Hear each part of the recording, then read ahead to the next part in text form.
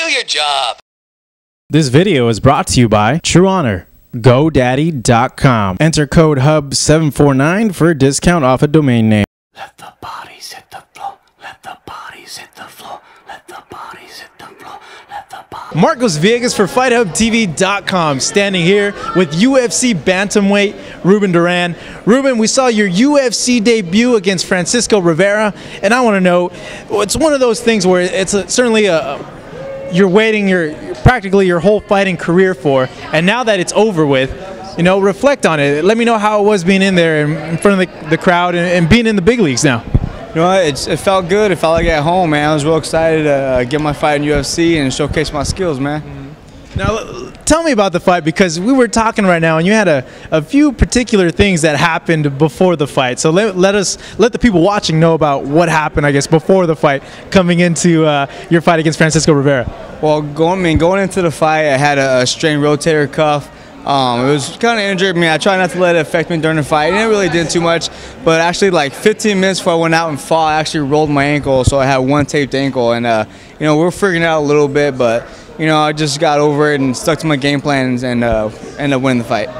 So you're warming up and you roll your ankle. What's going on through your head, man? And what's going on through I guess the heads of your training camp? You know, your main chief and your second. You know.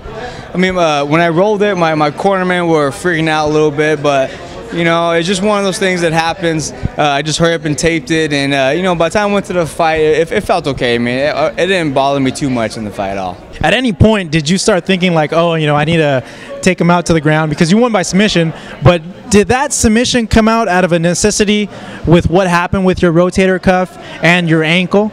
No, not at all. The game plan was to take him down. You know, I knew his jiu-jitsu was a little bit weak, so I wanted to take him down and exploit his weakness. And you know, that was the game plan: just get in there, get him down, and get a submission. Now, Reuben, you know, I want to ask you too. Do you like fighting at the current weight that you're fighting right now, or do you foresee maybe a drop into a flyweight, or maybe moving up a weight? You know, how do you want your career weight-wise to go from here on out?